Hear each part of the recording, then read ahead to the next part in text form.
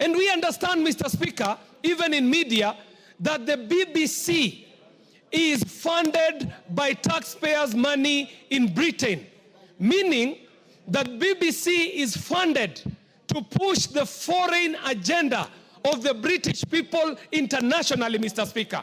And so we must know, is BBC speaking as a mouthpiece of the government and the people of Britain? Or what is it that the BBC is doing?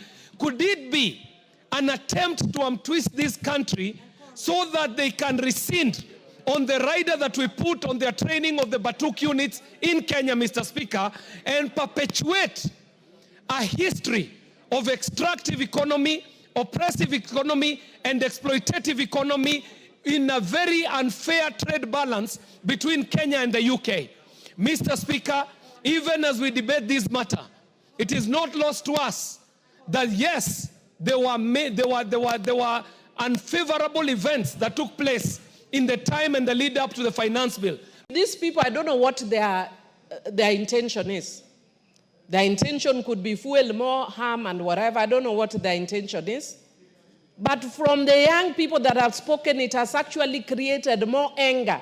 We are taking them back to the path that they would rather not walk again. But they are walking it.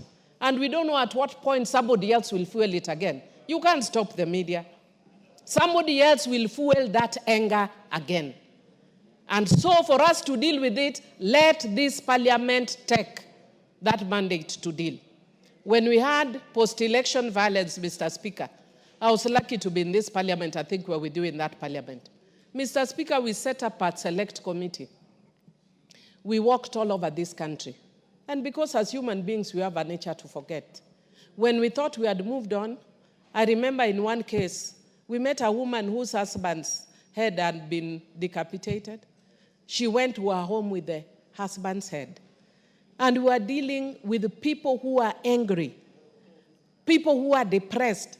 And going there, Mr. Speaker, I remember to date when I was speaking in Parliament, I broke down and cried. Not because of me, but because of what we had. And we think we are moving on, but there are many young people who have not necessarily moved on. Mr. Speaker, personally, I would appeal, and I don't want to sit in that committee, but I would appeal that we set up a select committee to deal with this issue that stemmed not necessarily the finance bill, but the after effect of that finance bill. Mr. Speaker, I humbly agree that we deal with this soberly, and I'd want to discourage us from going through a process which we think may be politically correct, but does not necessarily move us forward as a country. Honorable Speaker, thank you very much. Honorable Speaker, I want to bring to the attention of this House something of national importance that has been happening in the last 2 days. And this is a matter that has been aired on our media stations and televisions called Bloodbath Parliament.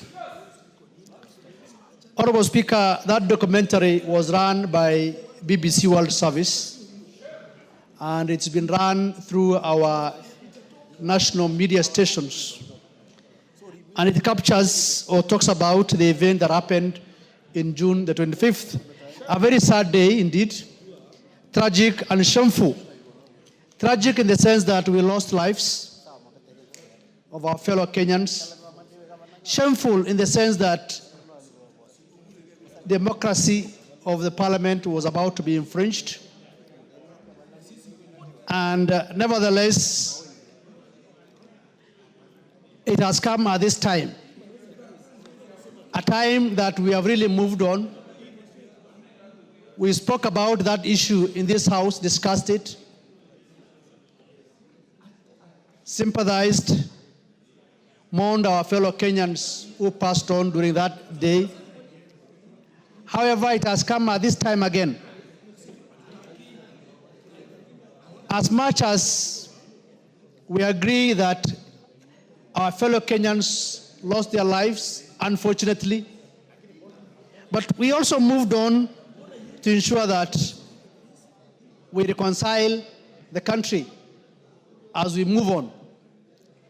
BBC World Service has attended to this matter in a way that also looked at the Kenyan society or African society as something that discriminatory, sort of, if I may say so.